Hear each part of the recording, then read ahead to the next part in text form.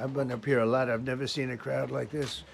I think we need a ballroom, and that's happening. It's going to be a beautiful ballroom. This is really a lot of people, most I've ever seen in this room. And we're here for a very serious purpose, very serious purpose. Something's out of control, but we're going to put it in control very quickly like we did on the southern border. I'm announcing a historic action to rescue our nation's capital from crime, bloodshed, bedlam, and squalor, and worse. This is Liberation Day in D.C., and we're going to take our capital back. We're taking it back under the authorities vested in me as the President of the United States. I'm officially invoking Section 740 of the District of Columbia Home Rule Act. You know what that is? And placing the D.C. Metropolitan Police Department under direct federal control, and you'll be meeting the people that will be directly involved with that. Very good people, but they're tough, and they know what's happening, and they've done it before. In addition, I'm deploying the National Guard to help reestablish law, order, and public safety in Washington, D.C., and they're going to be allowed to do their job properly. And you people are victims of it, too. You know, you're reporters, and I understand a lot of you tend to be on the liberal side, but you don't want to get mugged and raped and shot and killed. And you all know people and friends of yours that happened. And so you can be anything you want, but you want to have safety in the streets. You want to be able to leave your apartment or your house where you live and feel safe and go into a store to buy a newspaper or buy something. And you don't have that now. The murder rate in Washington today is higher than that of Bogota, Colombia, Mexico City, some of the places that you hear about as being the worst places on earth, much higher. This is much higher. The number of car thefts has doubled over the past 5 years, and the number of carjackings has more than tripled. Murders in 2023 reached the highest rate probably ever. They say 25 years, but they don't know what that means because it just goes back 25 years. Can't be worse. Our capital city has been overtaken by violent gangs and bloodthirsty criminals, roving mobs of wild youth, drugged-out maniacs and homeless people. And we're not going to let it happen anymore. We're not going to take it. Just like we did on our southern border. Nobody comes through our southern border anymore. 3 months in a row, we had zero. I don't know if that's right, but the people that do the work, it's a very liberal group of people, actually, and they actually said zero for the last 3 months. Nobody thought a thing like that was possible. And, you know, when you take a look at numbers, I just saw some charts. These are different cities throughout the world.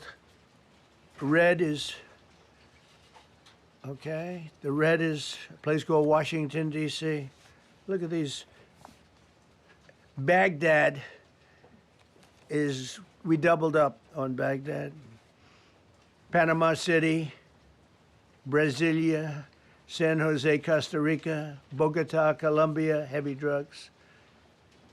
Mexico City, I mentioned, Lima, Peru, all double and triple what they are. So do you want to live in places like that? I don't think so. I don't think so. And I think the people in this room, if you wrote correctly, you'd see, look at the kind of numbers we have. D.C., 41 per 100,000, number one that we can find anywhere in the world. Other cities are pretty bad, but they're not as bad as that. Is that where you want to live? The reporters of the world? Juvenile offenders and crimes against persons, as they say. It's getting worse.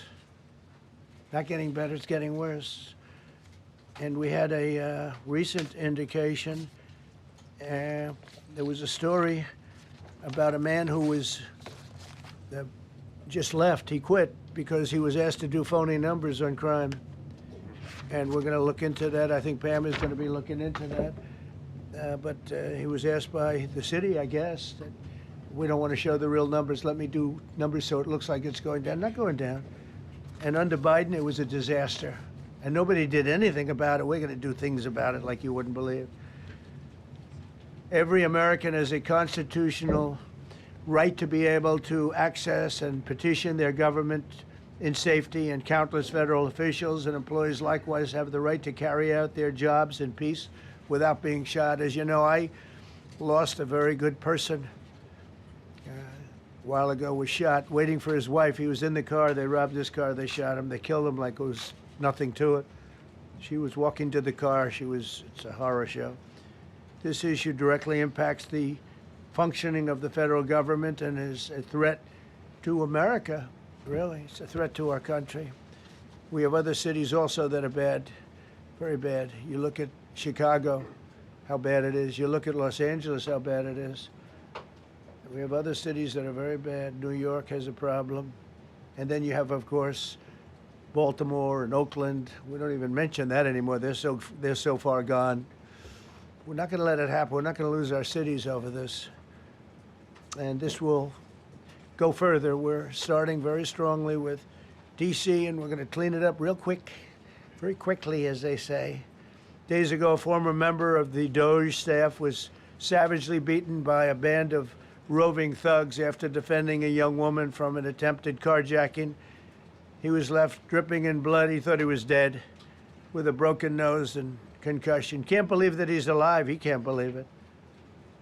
In June, a 21-year-old congressional intern was tragically killed after being hit by a stray bullet in a drive-by shooting. A former Trump administration official named Mike Gill, fantastic person, was murdered last year in cold blood in a carjacking blocks away from the White House. We all knew him. Great person. Waiting for his wife as she was walking to the car. A Democrat congressman was also carjacked at gunpoint not far from the Capitol. And in 2023, an aide to Senator Rand Paul was stabbed in the chest and head by a demented lunatic as he walked down the street, just absolutely for no reason. Horrifically, last July 4th weekend, a 3-year-old girl was shot in the head and killed while sitting in a car near the Capitol. It's becoming a situation of complete and total lawlessness. And we're getting rid of the slums, too. We have slums here. We're getting rid of them. I know it's not politically correct. You'll say, oh, so terrible. No, we're getting rid of the slums where they live. Caravans of mass youth rampage through city streets at all times of the day. There are ATVs, motorbikes. They travel pretty well. Entire neighborhoods are now under emergency curfews. Just this past weekend, gunfire went through, and you saw that, the Navy Yard.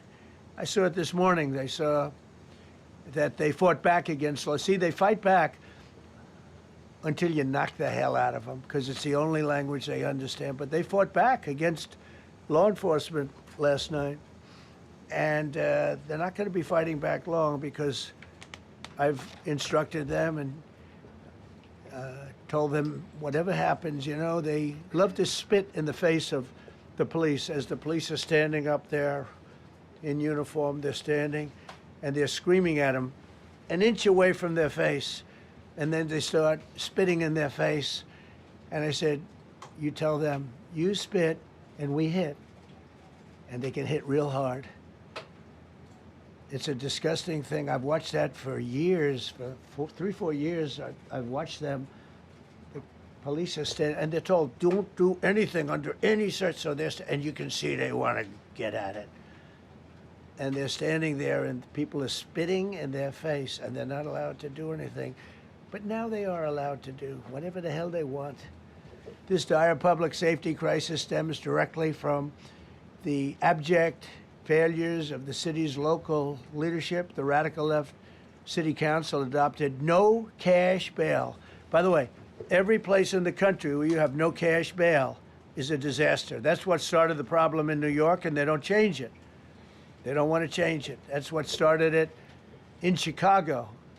I mean, bad politicians started it, bad leadership started it, but that was the one thing that's central, no cash bail. Somebody murders somebody and they're out on no cash bail before the day is out.